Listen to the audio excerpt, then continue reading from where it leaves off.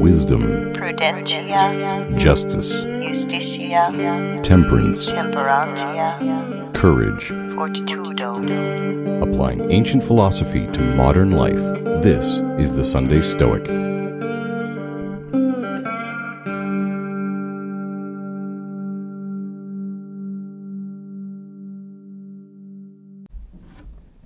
Welcome to the Sunday Stoic Podcast. My name is Steve, coming to you from Howard, Ohio, and I am joined today by Commander William C. Spears. He is a submarine warfare officer in the U.S. Navy, and he writes on leadership, ethics, as well as military topics. William, welcome to the Sunday Stoic.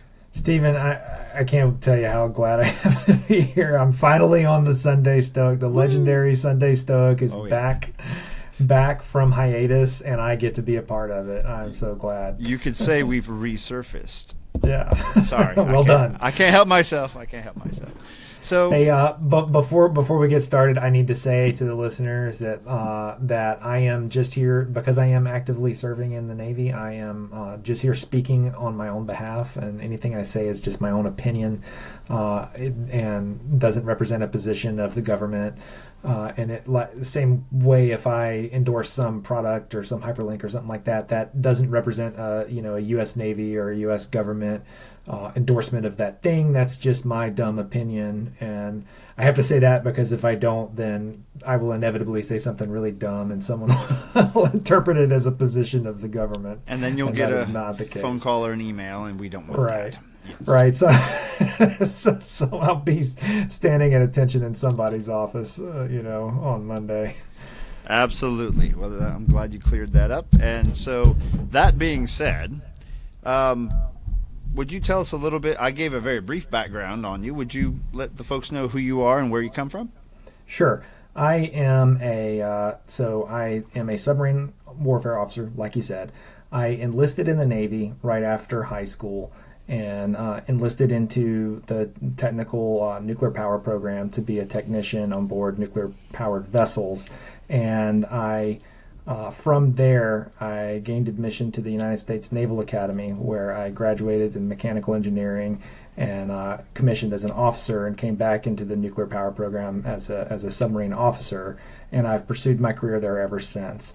I've served on both attack submarines and ballistic missile submarines. My most recent tour was as the executive officer, or the second in command, of a ballistic missile submarine. And today I am at this moment I'm serving at the Pentagon. I'm talking to you from my basement in Washington, D.C., and I'm in between sea tours. Hopefully in a year or so the Navy will want me rowing again, and I'll be back at sea. But for now, this is what I'm doing. Working at the Pentagon, pushing spreadsheets around, looking at how expensive ships are. I've also been studying Stoicism since I was a student at the Naval Academy. It's a popular thing there, and I kind of picked it up there. And that's me. I'm married with 3 kids. Got a pretty happy life here. Excellent. Now, what drew you to the Navy to begin with? Well, I come from middle class, Louisiana, small town kind of. I saw it as a path to, technical training and, economic, basically a path to something. Mm-hmm. It seemed like a route to education and college and all those things. I also wanted to serve my country, and it kind of checked all those blocks. I didn't know that I would stay in it as long as I did. I kind of figured I would go and do my minimum time and get out with a few skills and something else, and figure out something else to do. But it turned out to work out very well for me. And at this stage I'm institutionalized, and I don't really want to grow up and get a real job. Understood. Yeah. Yeah, I mean, you get to go out on submarines. I mean, like I say, your resume is very impressive, and what you're doing is important. Boy, I couldn't imagine all the technical skills that have to come into play on all those folks on a submarine to make that ship operate and and function for as long as you stay submerged. That's pretty amazing. It is a lot of school. There's a lot of studying involved, and I've already forgotten so much that before I go to sea again, I'm gonna have my head in the books and memorizing all the diagrams again. And Yeah. you never outgrow it. Absolutely. So in all that training, you're learning all these technical things. Did ethics and philosophy come up in your coursework at the academy? So as an officer, you do take ethics, and that was a good course and that was enlightening. But you don't really have a lot of exposure to philosophy.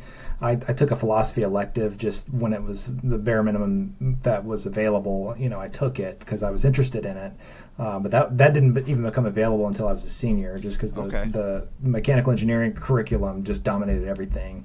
Ethics is one of the kind of military courses that they worked in there, and I think I took that my sophomore year, and it's basically a survey of just war theory and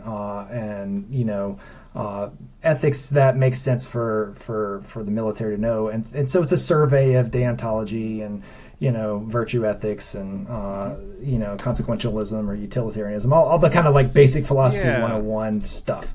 I know. I acquired it's a valuable course. I acquired a book at one point, Foundations of Moral Obligation, which I believe was inspired by James Stockdale's the Stockdale influence. course. Yeah, and so I hunted that book down, and I haven't read it cover to cover yet, but I have it on the shelf, the in waiting. But I know that James Stockdale influenced your discovery of Stoicism, if I'm not mistaken. Would you like to tell us a little bit about how that happened? That's correct. So I can nerd out on Stockdale forever, and so you might have. I mean, to, not only that, his name is like James Bond Stockdale. Like, I know, how awesome is that? I know.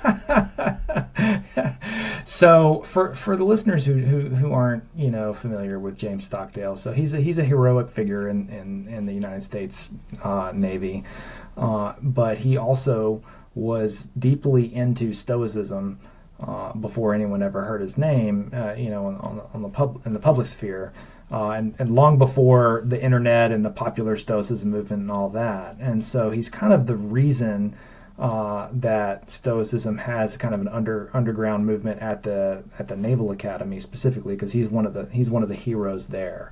And more broadly, Stoicism has kind of always had a certain traction within the military, particularly the military guys tend to read a lot more than you might think, and they tend to read things like moral philosophy a lot more than you might think, and Stoicism just naturally is one of the things that immediately guys pick it up and they're like, oh yeah, that's how I think anyway.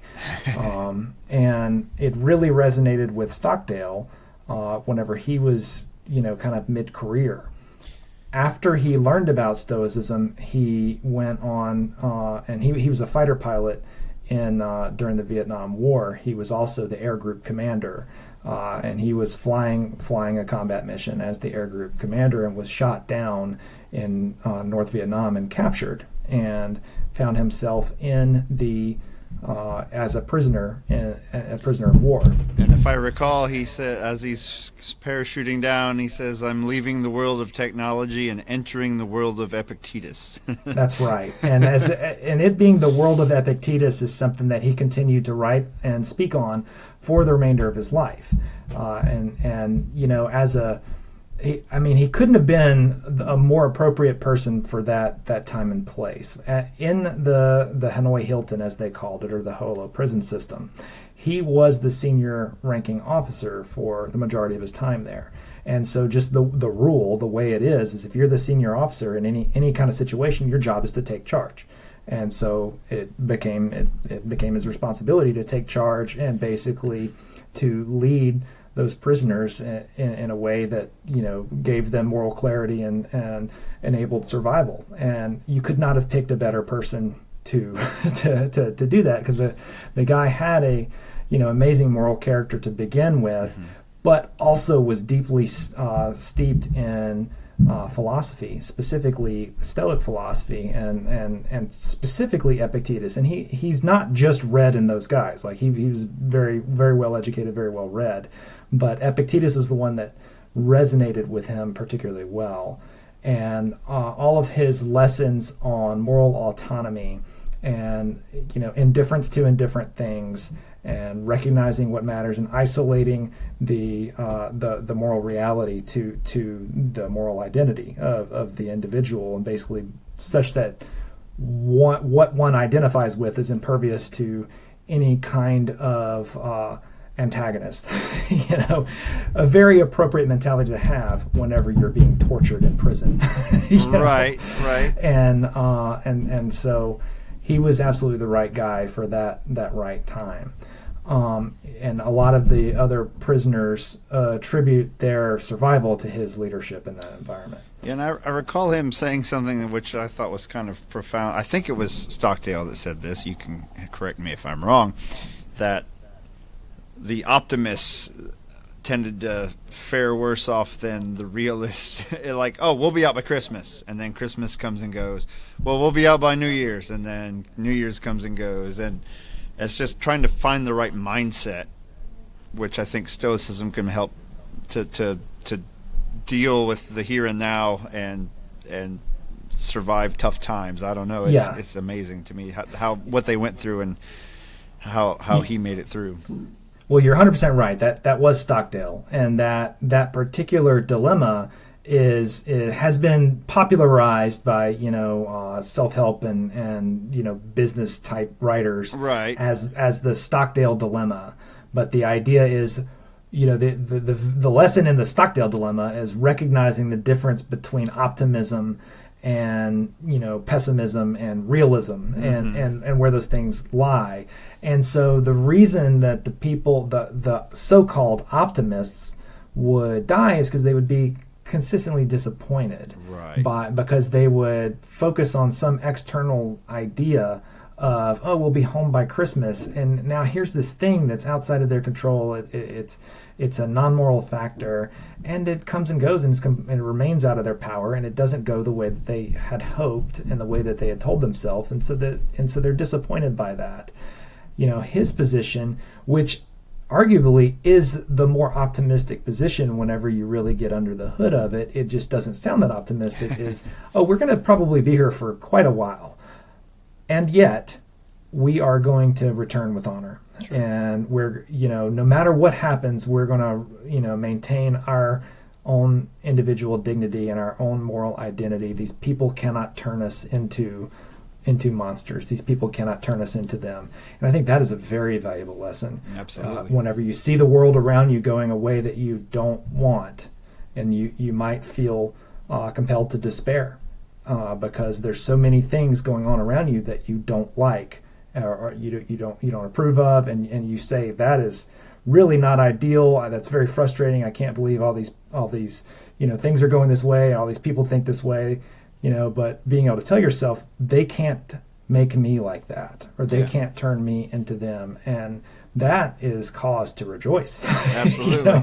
Recognizing that identity is, no matter how much the world crashes around me, I'm gonna be me, and I can't be made anything other than me. I can't be made like these monsters that are have all these negative negative features or negative views that I don't want. Well, great. I will never have those views. I will never have those opinions. I will never have those features. I think that's cause to rejoice. Absolutely, and. You were saying it doesn't sound like optimism at first, but it really is when you dig in. Epictetus comes across that way quite often, where you read something and you're like, whoa, what are you saying? And then you step back, okay. You have to ruminate on it for a little bit. And it reminds me, you have a painting next to you I can see on your wall. The philosophers, that famous painting of the philosophers, all the famous Greek and the School of Athens. The School of Athens, that's the name of it. That's the one, people. That's what he's talking about. There it is. Yeah, if you're watching the video, it's on the wall. If not, Google it. But I interviewed another author several years ago, Kevin Vost, who passed away not too long ago. He was big in the Catholic world. He wrote a lot of books on memorizing Latin masses and things. But he wrote a book called Memorize the Stoics. And I used his book to memorize the themes of every chapter of the Enchiridion. Okay. And then could repeat them forward or backward. Not every word of the Enchiridion, but the themes. And one reason I did that was being inspired by Stockdale's ability to recall the themes, the lessons while he was in prison. Like, if you have it up here, they can't take it away from you. Yeah. And so that was your painting reminded me of that interview, because that painting actually shows up in the book on how to memorize the Enchiridion, because you walk through his house basically and make a memory palace, if you will, of using different scenes and scenarios that help things to stick in your mind. And so it's a pretty interesting way to memorize the Stoics. I'm gonna have to check that book out. Yeah. Now I want to start with something that you probably have run into. I see this in popular writings. And newspapers and things like that. There's a common critique of Stoicism, which would, if it were true, would seem to preclude it from being a philosophy that anyone in the military would be interested in. Okay, and it's this idea that the Stoics focus on what is in their control, and they are indifferent then to the external world. And therefore, they're essentially sitting there staring at their belly buttons and not engaging in the world, which we know, if we are serious students of Stoicism, that we have our counter arguments to that there's a lot of evidence to the contrary. But how would you approach those critiques from people who maybe aren't fully grasping the philosophy? Yeah, well, what you described is kind of what people hear whenever I'm trying to describe it, and I say, okay, the keystone concept of the Stoic philosophy is virtue is the sole good, and that is, it's like the keystone of the arch. If you don't have that, you don't have Stoicism. And if you contradict virtue as the sole good, you may have something. It may be a grand philosophy. It's not Stoicism, Right. But whenever I say, okay, so what is virtue? Sometimes what people will hear is, oh, these people are completely self-absorbed. They're just saying the only thing that matters is my virtue and me, me. Well, part of virtue is justice. Right. It's kind of an important part of it, and accurately, perform or adequately performing in all the different roles that I fulfill, many of them which are unchosen, but all of which essentially are derived from reference to other people and the community. And Stoics are nothing if not communitarians. They're deeply deep believers of the idea that humans are made for each other. And the ideal wise person or sage in Stoicism is not some guy in a loincloth sitting on a mountain issuing platitudes. It's a pillar of the community. That's the vision of the ideal wise person, is someone who is deeply engaged, fulfills their duties with a sense of duty. And so you say, well, how can the military, sympathize with Stoicism? Well, it's all about duty. It's completely about duty. And that word duty is one that sometimes in the academic spaces you'll find people that will say, well, the Stoics didn't believe in duty. They didn't have a sense of duty, which is nonsense, just because they didn't have a word for it that translates exactly to duty in the way that we say it. When we say duty, usually we mean some variant on moral obligation, and right. They were all about moral obligation. They didn't necessarily. Usually, when people say they didn't believe in duty, they're talking about Kant. They're talking about deontology, and they say that the Stoics were not deontologists. And like, well, okay, and deontology. Kant was very influenced by the Stoics, as were like everyone that came after them. Right. Not necessarily everyone, but a great deal of them were. A fair amount, yes. A fair amount, yeah. The point being, the Stoics absolutely believed in duty, and the idea that virtue being the sole good is this self-absorbed thing is absurd. It just misses the whole point of being engaging with my species and my fellows as being part of virtue. It misses that whole piece. Right. And so I know you talk about this at length in your book, but one way to think about that is, and thinking about yourself, because it does involve the self, and it's your roles that you have in life, and then what are your duties in those roles. Like I'm a father, for example, and so I couldn't just say, well, it's not in my power to make sure my son eats, so I just won't bother giving him breakfast today, right? That would be a neglect of my ignoring my role as a father and not Right. doing what is right and what is virtuous as a father. So I guess you can think about that a number of ways. So we could start with a quick discussion of arete, right? What makes, I don't know, let's just start with this idea of excellence in Stoicism. How do we narrow in on our roles? Let's just start with what makes an excellent submarine? Yeah. What would be arete in a submarine? I guess it depends on its role, but either I would say that it's doing what it's supposed to do. Okay, there you go. and that's the crux of it there, and that is, I kind of short circuited the whole piece, the whole discussion piece there. But the question of what is virtue is that's a deep question, and a lot of people treat it like everyone just knows what virtue is, but try to find a definition of it. And what you're going to arrive at is something close to goodness, and so you come back to, okay, I want to know what virtue is. The soul good. Okay, let me go look up and find out what virtue is. Okay, virtue is goodness. Great. All right, let me go substitute and say, okay, goodness is the soul good. Well, what the hell good is that? Like, I can't do anything with that.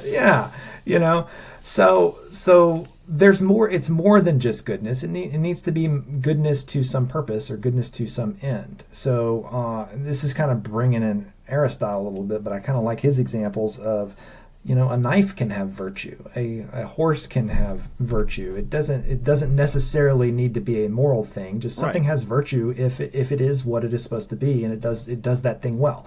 So a knife can have virtue if it cuts well. A horse can have virtue if it runs fast, or pulls a plow well, or whatever the horse thing you're going to have the horse do.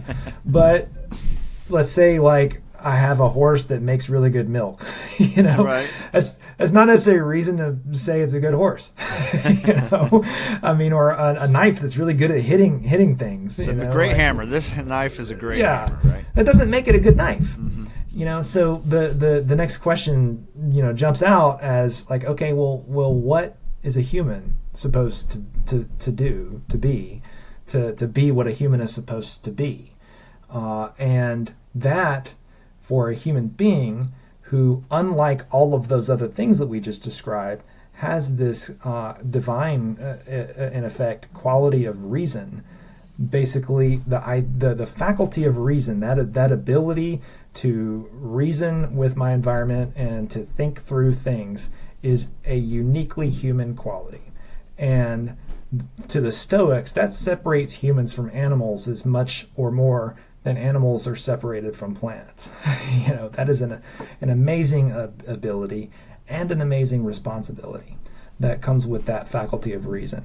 And given that faculty, what it is incumbent on a human to become is to manifest that reason, is to develop that ability and to exercise it. It is incumbent on humans to use reason. And if you use reason, you will be more wise, you will be more just, you will be more self-controlled, and you will be more courageous. You will be all those things that we consider the virtues. Right. Reason will compel you to become those things and to use those faculties and to become more virtuous. So reason compels you to. So that is what virtue is and does for a human, as opposed to running well for a horse. Right. So it's a different level of quality. Now, using that power of reason, we can deduce what roles we have in life. And now you are approaching this from from the standpoint of being in the military, of the modern warrior and things like that. You have a book coming out. That's why you're here.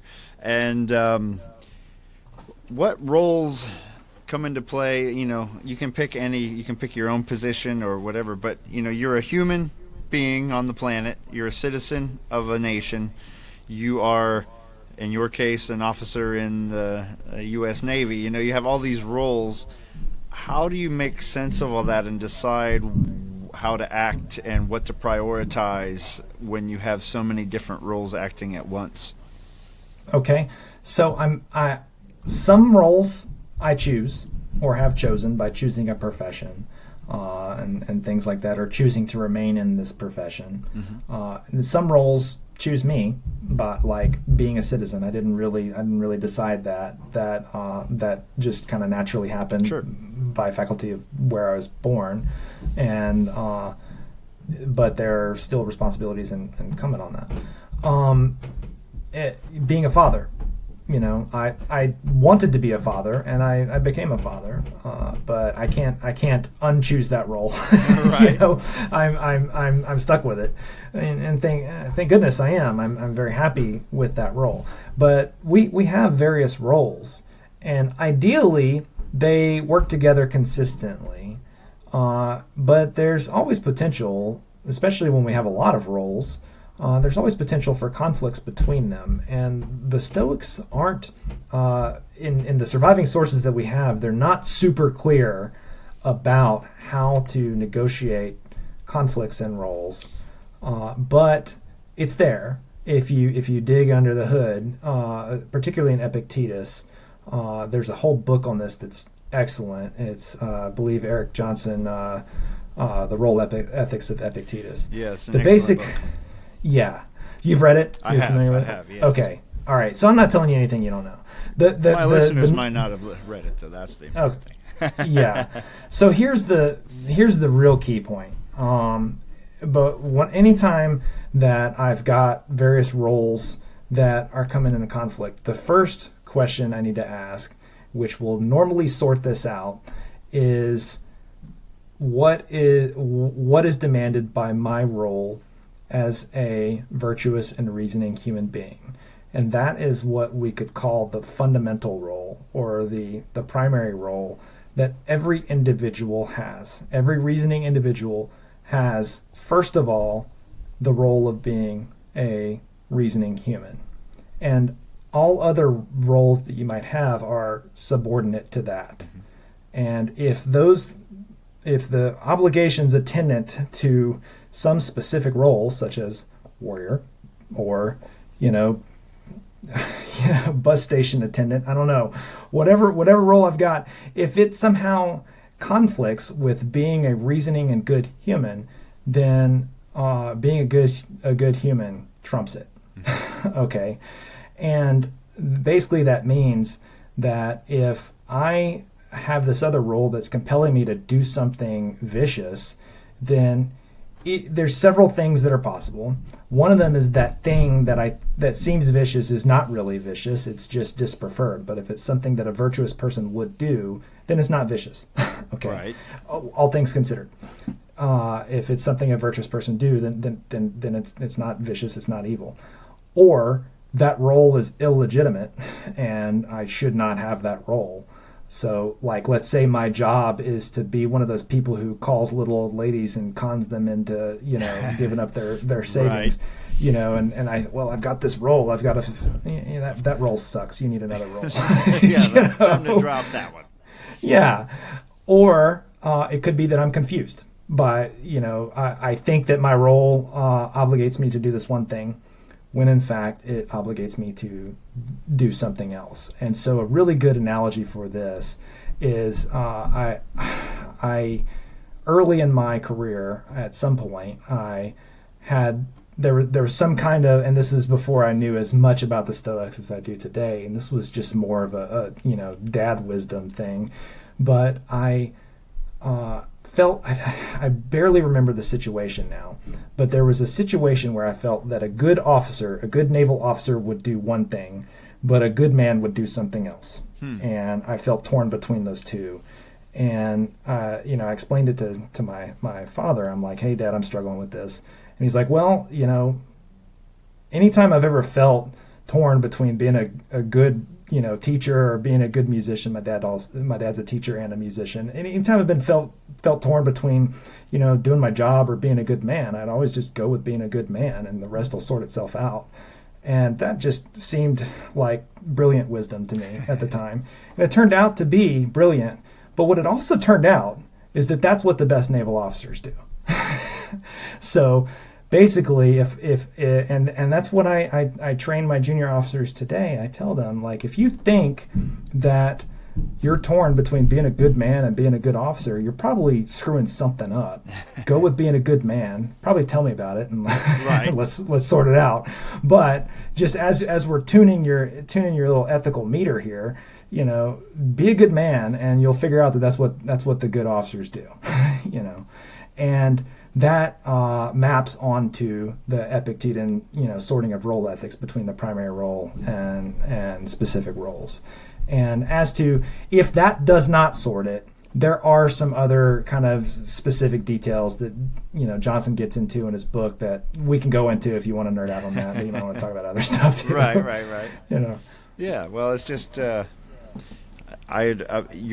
book, and just to make sure we reiterate, you have a book coming out. That's why we're here. Would you tell us the title of that work? So the book is Stoicism as a Warrior Philosophy. It is a deep dive into the Stoic philosophy that is written for the modern warfighter. I wrote it for warriors, or people in the military, although it may be of interest to people not in the military. 90% of the book is breaking down Stoicism and explaining it in a way that I think makes sense, ways that I would explain it that I didn't see it explained in any other book. Yeah. And it's kind of like the idea is, if I were to, I had some admiral that said, all right, Commander, what the hell is this Stoicism thing? And it's like, okay, well, Admiral, here's your book, and so it's explained in that kind of military efficient manner where I'm not going to dumb anything down, sure, but I'm also not going to spend a lot of time on superfluous language and kind of write indecipherably like a lot of academic philosophers will. Yeah. But then basically what makes it specifically for the warfighter is, examples and getting into the military ethics stuff. And then kind of in the last two chapters, like the second to last chapter is a deep dive on basically civil obligation and how we manage the balance between duty to community and duty to humanity, which, as you can imagine, for a warfighter is a pretty stark tension. Sure, absolutely. And so I address it, and then the last chapter is a deep dive on just war theory, specifically the role of, and the morality of killing in war, and presenting lethal force, and when it is right and just to do such things, and all the things that you got to think about attended to that. And it basically is weighing it against the tradition of just war thinking that goes back for thousands of years. Actually traces back to Cicero, which traces back to the Middle Stoics. Yeah. So wow. It's not. There is a lot more connection there than is often given credit for. That's great. Now, one of the things your book covers a lot of ground and a lot of background on Stoicism, and as we've talked about before on this show, we've talked on previous episodes, the dichotomy of control. My first ever interview was with William Irvine, who turned it into a trichotomy of control and all of that. But you have this idea of the Stoic knife. Would you help to let us know how that works? How do you use that analogy in teaching about Stoicism? Well, it's really just really cool, right? Like a knife is just cool. It sounds way cooler than dichotomy. Yeah. No, I don't really use the phrase dichotomy and control. It kind of makes me twitch a little bit, and I try to remain indifferent to the popular Stoicism discourse. Right. And of course, there are as many interpretations of Stoicism as there are people who are into it. And it's like week 2 of your reading of Stoic blogs. You're like, well, if you really read the Stoics, you would see that it's, they agree with me about everything. Right. But specifically the dichotomy of control, which I think that Irvine coined that term, actually. Yeah, I believe you are correct. And but it's everywhere now, and Yeah. it seems so deep. It just feels philosophical, like, whoa, there's things I can control and things I can't, and I should worry about these and not these. Whoa, and Mind-blowing. yeah. And so it really resonates with people who've never heard of Stoicism before, and it's a great selling point. It's a great magnet for Stoicism, really, because all these people that are, and I don't want to knock it. I'm happy for people to derive value out of philosophy to whatever extent that they can. Sure. I'm great with that, but I feel like there is a lot left on the table in just framing it as a simple dichotomy of like, worry about these things, but don't worry about these things. I think that a better way to think about it, so what you really have to get into the concept of prohoresis and, or moral choice, Sure, and yeah. how Epictetus really, captures it best. But he didn't invent this. I mean, he didn't invent the concept of prohoresis. But he articulated it so well, and the way that he emphasized moral choice as a test of what is a moral factor and what is not. So that dichotomy of control, what it is a psychological test of this thing that I'm thinking about, this problem, this dilemma, this issue, this object, whatever the thing is, whether I have control over it or not is what determines if that thing is a moral factor. And so and that means it's whether or not that thing affects my virtue, or reflects on my virtue, is a function of my virtue. And that's whether, I should accept it into my hegemonicon, or my ruling center. I should accept that idea and continue thinking about it, or I should dismiss it. And so there are instruments in philosophy called, like a philosophical razor, like Occam's razor, Right. or Hanlon's razor, where the idea is you shave off concepts and arguments that are irrelevant to what you're talking about or what you're trying to accomplish. And by cutting off the extraneous bits, you isolate your argument or your idea down to what matters.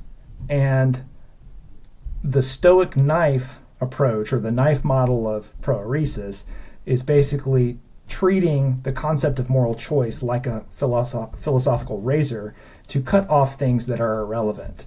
And that is really how Epictetus is using it. So he's not just saying, worry about this, don't worry about this. He's saying, you are this, or I am this, and I am not this. And that applies to so many things. I can cut off the,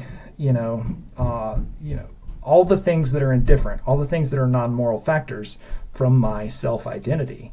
And that's not just health and wealth and all these other, easily identified indifference. It's also anything that I do not have absolute control over, including my past and my future. Right. And that isolates the individual down to the present moment. So what I am, it's not just that Stoics are effectively presentists because they just focus on the present because that's what matters.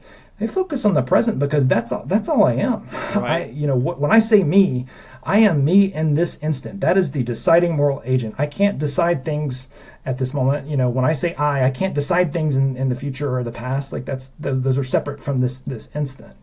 And so the knife model basically captures all that stuff and doesn't run the risk of leaving it all on the table and just being so enamored with this idea that I can control certain things and not others. Whoa, Right. So we're eliminating what is not us and focusing on, okay, what. That's something that's important to recall. Like you said it all there, but like what all I have is the here and now. I can plan for the future, but I'm not gonna stew over it incessantly. I need to focus on what virtue I can do at this moment. What can I do that's virtuous now? And Yep. and I will still have, theoretically, I'll still have my ability to use virtue in the future when I get there, which will then be now. This is the complicated world of the here and now. When we arrive. What are the choices? Yeah, what are the choices that lie before me? Mm-hmm. And no matter what my situation is, there is a most virtuous thing I could do or think with the situation, even if I'm chained to a wall somewhere. Right. There's what would a virtuous person do in this situation is always available to me. Sure. Yeah. Epictetus talks about if you're laying sick in bed, you can be a role model for how to do that. Like by being Right. Doing it the best way you can. Maybe as little moaning and groaning as possible. Epictetus was not a fan. Like, if I'm going to die, do I have to do it groaning? And moaning about it. Yeah. That sort of thing. Yeah. Did you? I would assume Epictetus is your guy when it comes to your number one Stoic when it comes to digging into this stuff. Epictetus is the man. Whenever I first discovered the Stoics when I was at the Naval Academy, Epictetus didn't really resonate with me until much later in the game. Early on, Marcus Aurelius, wow, he's in Gladiator. What? Right. Say no more. And Seneca's writing is just like warm bathwater. He's such a beautiful writer. And you can just read it whenever you're in a bad mood, and it's just soothing and just makes you feel better. Oddly enough, warm bathwater is kind of how he went out too. Right? Yeah. You make a really good point. maybe I need to find a better better expression there. Yeah. But Seneca is so fun to read, Mm-hmm. and so he's kind of who, like, when I recommend Stoics, the gateway guy. He's the gateway guy because he wrote so much. Yeah, he did. And, he did. But you can just pick up the moral epistles and just open it to any page and be like, "Damn, he's right." Right. Exactly. Like, yeah. are you talking to me right now? Epictetus reminds me of like the drill instructor of. Right. He's like, "What are you doing?" You see him, like, I can just picture him with a cane, like, or I think of like kind of Yoda walking around in his robe, like whacking Luke on the head, right. I just picture him walking around just whacking these students on the head. But study it, you must. Yeah. Okay, on my bingo card for this interview, I did not have a Yoda impression. That was right. Yeah. Victory is mine. That is my first Yoda reference in a podcast. So you're Hey, if you do check out that book I recommended earlier, Yoda appears in it.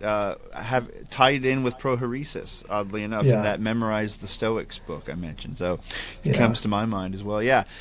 So he is kind of a hard-nosed and a bit, I don't know if sarcastic is the word, but he really grows on you because Yeah, after a little while, after you read him enough and you kind of get his personality, you're like, this guy's funny as crap. like all his sarcasm, and whenever he just lights somebody up, you're kind of like, man, that guy probably had that coming. Right. Show me. I just want to see one Stoic before I die. Just one. Come on. Yeah. What's up with you guys? He feels like a drill instructor. You guys are a bunch of slaves and worms. Yeah, my mind goes straight to R. Lee Ermey and right. Full Metal Jacket or something, Yeah, but he had a lot of. I mean, who knows? We lost so much of the original Stoic works. It's hard to say who all influenced him. Obviously, Masonius Rufus and others, his teachers, but so much of his stuff just appears, appears to be his own. Some of the ways he frames things and discusses things. It's pretty amazing. He definitely puts a unique Epictetus spin on everything. That is correct. But the thing that's really cool about it is that that this is what philosophy is taking something and interpreting it in a way that builds on it somehow. He really doesn't deviate. He doesn't really say like, well, Chrysippus was wrong about this or that. I'm gonna tweak. He was wrong about this one thing, so I'm gonna turn that off and just I will circumscribe that from my philosophy Right. and have this. Even though perhaps he does, and just we don't have a record of it. Right. But he's pretty faithful to the sources that he inherited, and he just emphasizes what he thinks is important. And it almost creates a different take on the philosophy. Yeah. Now, getting into your book a little more, the concept of the warrior, a warrior, as it were, it's a complicated role to have. You are a member of a nation, but if you do follow Stoicism, we're supposed to try to be cosmopolitan, where we are members of a citizen of the world, as it were. And so, how does that aspect of Stoic philosophy fit in with your work? Yeah, like how do I rationalize that? Yeah, how do you rationalize that? How do I justify war? I mean, we know the Stoics were involved in the military in Roman times. We know that it wasn't like completely off. It wasn't off. I mean, for crying out loud, Marcus Aurelius was the emperor and was off in Germania or wherever, doing his thing. So we know it's possible, but we do know, we're trying to be. I am not a citizen of this country. I'm a citizen of the cosmos, of the world, and so now you are going to war with another nation, and if you took that philosophy seriously, that'd be, I guess, like going to war with your brother, or something. How do you wrap your head around all of that? Well, it would probably be a lot like if I lived in a different century and the southern half of my country decided that it wanted to split off from the northern half. And in that case, it would be appropriate to go to war with my fellow citizens. Mm-hmm. Sometimes war is appropriate. Right. So all wars are civil wars in the Stoic view. Where if we're all going to be fellow citizens of a higher cosmopolis, then you've got that factor. I think it's appropriate to just point out that the military is not full of people who want to go killing people. Right. Okay. And I won't say there are none. There probably are some who just are really excited to go and kill people, but I would say that is not your typical warfighter. Sure. Most people would really much prefer that not happen, and yet military forces are appropriate.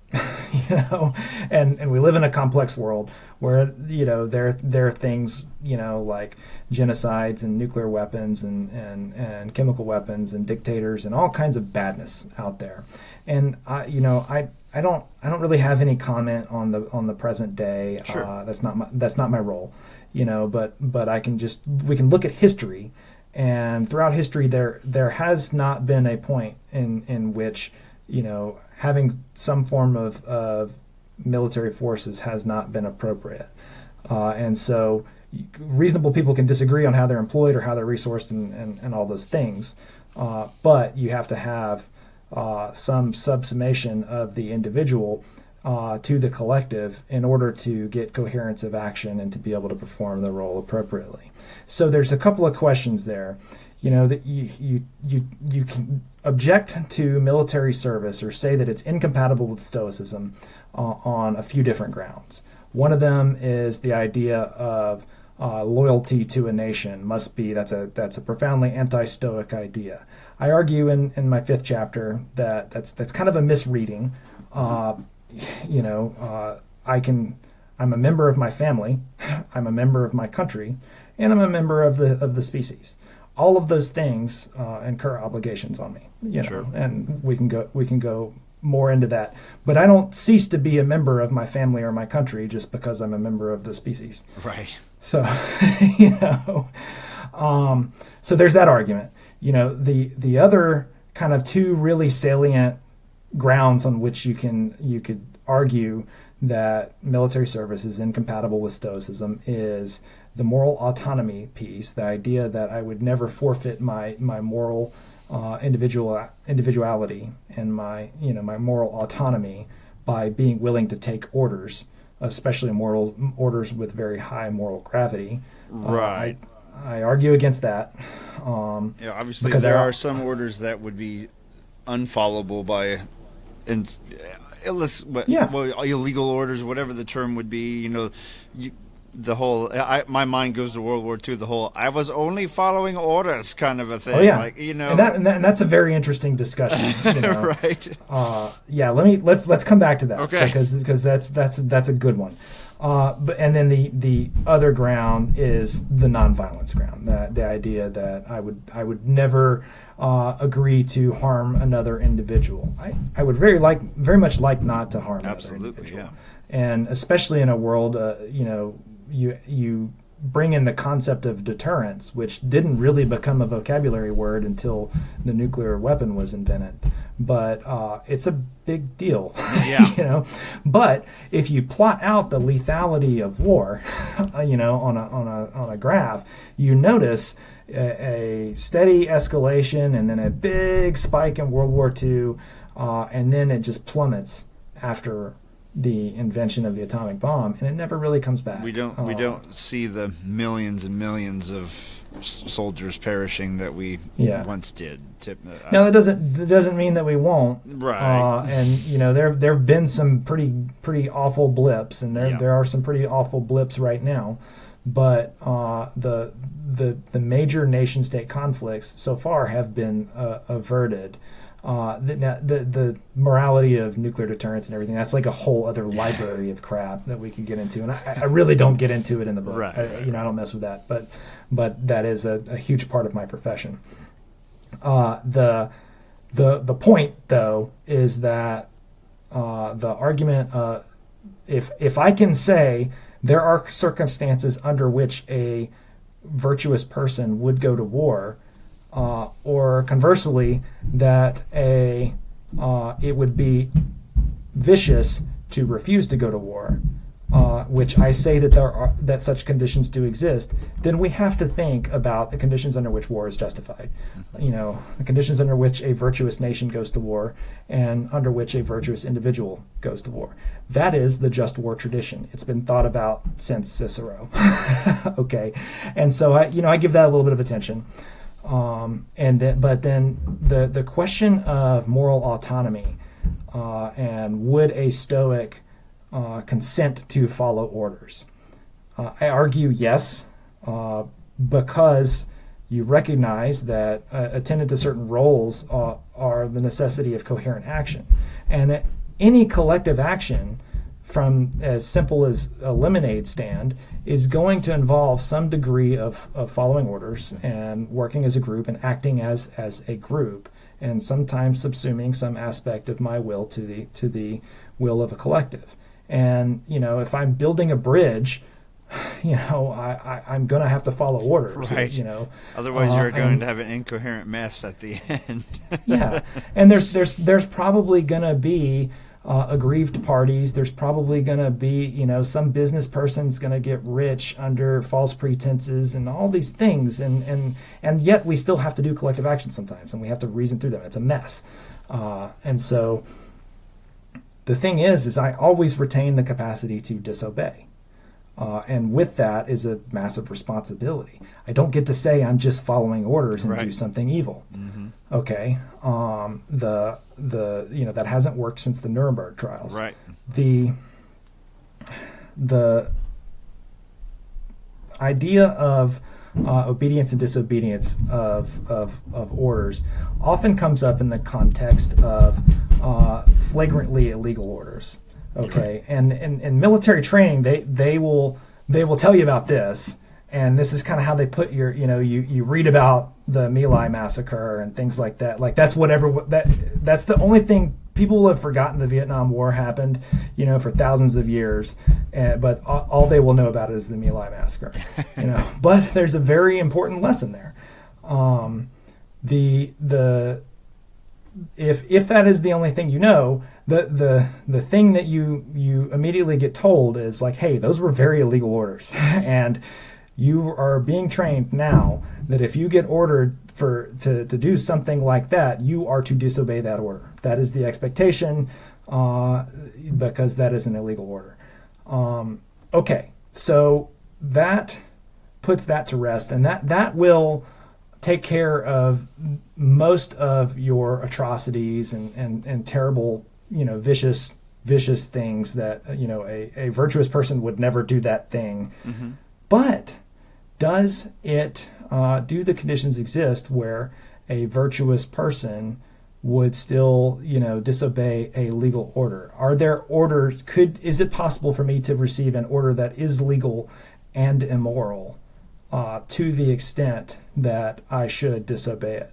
I argue, yes, that could be true. I won't necessarily argue what that is, but every individual has some set of circumstances that, and this is not me saying well, soldiers can go and decide willy-nilly what orders they can follow. I'm telling you that they will.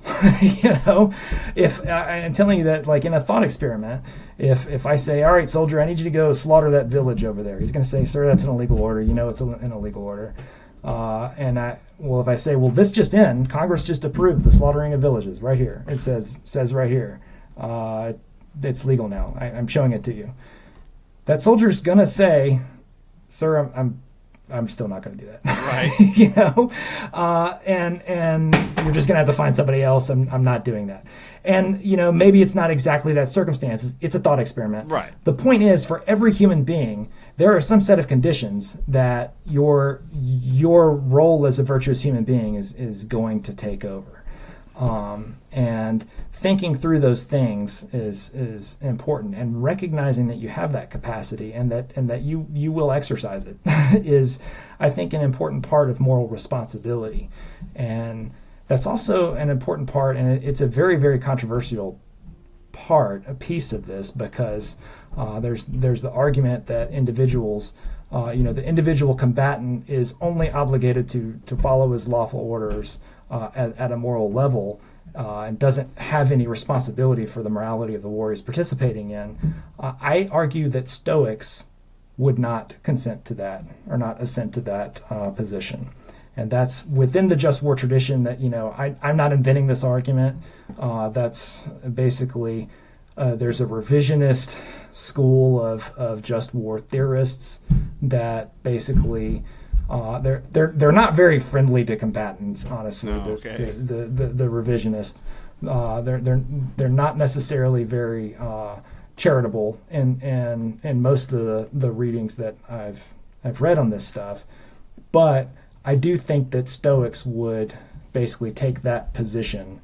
A strict Stoic interpretation of the morality of war would not believe that the individual warfighter is absolved of consciousness of the morality of the effort that he is a part of. And with that is a lot of responsibility. Absolutely.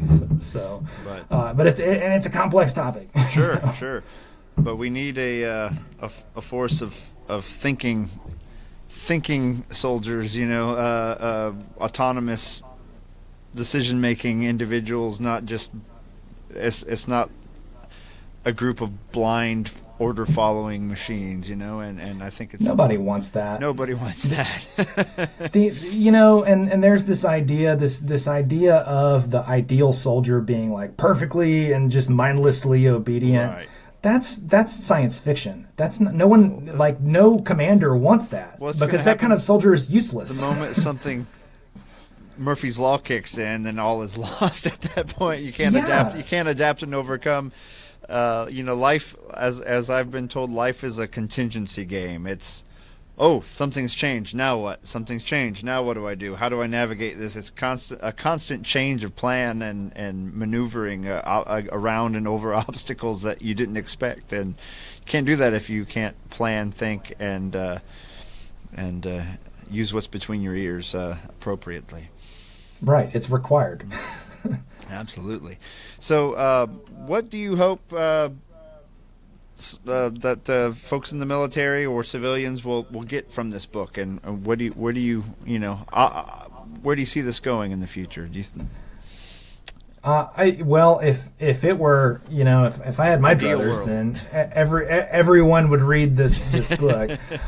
Honestly, to be fair, like, the book's not for everybody. The book is much better than the author. I will say that, and that's easy to achieve whenever you're dealing with the best ideas in history. And you're just presenting them. But I would like a lot of people to read it. I do believe that on contact with really good ideas, you will be altered in a positive way. And I do believe that people who would put ideas into the world have a huge responsibility to make sure that they're good ideas. I think that the ideas of the Stoics, particularly on an ethical and moral level, are very good ideas. They're not necessarily 100% right. I mean, these people were writing before there was electricity. Right. Okay, but they were right about a lot, and the stuff that they were, even the stuff that they were iffy about are still compelling Sure. thoughts Yeah. that, and meditation that will hopefully improve the individual. It's amazing I how do little think- human nature has changed over time, Yeah, that's the reason that we study the ancients, is because they cut through to the truths that have been true for 2,000 years and will be true for another 2,000 years. That's the stuff I want to talk about. That's why I don't care about current events, because it's not going to be relevant tomorrow. I care about stuff that's going to be relevant for a really, really, really long time, forever. I think that all of the military's problems, and there are plenty, in emotional resilience, the problems in physical fitness, the problems in ethics, the problems in professional ownership, all of those are moral factors, and all of those would be improved writ large by kind of a booster shot of ethical thinking and moral thinking in the military, and I want the military to be better. And I want I want people to be influenced positively, and I think that the military wields an outsized influence on society writ large, more than it probably collectively realizes. It wields an influence on culture, and I want that to be a good influence.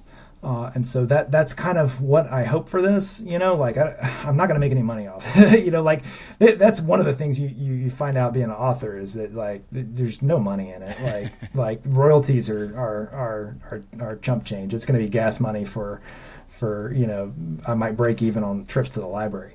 The point is that, I hope to be a positive influence, and I recognize that this book needed to be written. Yeah. Whenever Stoicism blew up and there's just like a different self-help book coming every month, there's going to be somebody's going to write, how the special forces use the secrets of Stoicism to be extra awesome killers or something. And Right. It's like, I don't want them to be poor killers. I want them to be good at their job if that's what their job entails, but I want them to be good people.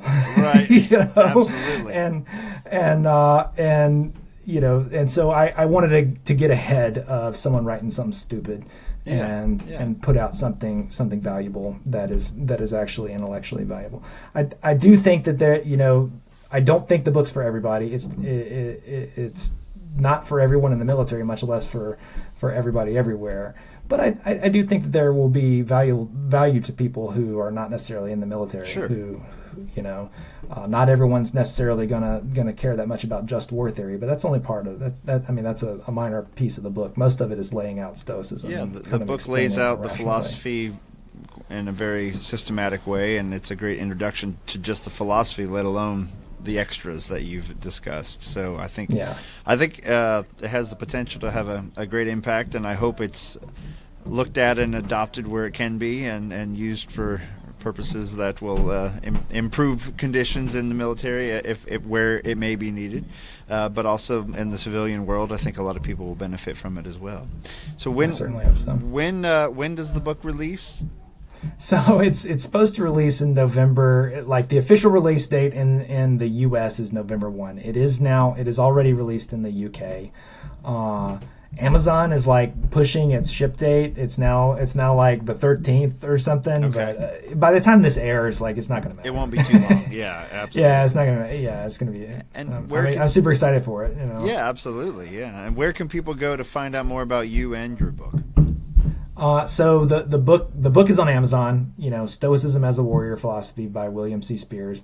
I have a website, williamcspears.com. It's just kind of a place where I hang stuff that I write and kind of updates and stuff like that. I've written a bunch of articles and essays and stuff like that. That some of them have to do with morality and some of them have to do with Air Force bombers and stuff. Sure. Just whatever military stuff is interesting at the moment. Excellent. Well, Commander Spears, thank you for your service and thank you for writing this excellent book and appearing on the podcast. And I encourage my listeners to check it out, pick up a copy, and support Commander Spears in his future endeavors. And thank you for joining the Sunday Stoic today. Steve, thank you so much for having me here. All right. Carpe diem. Yeah.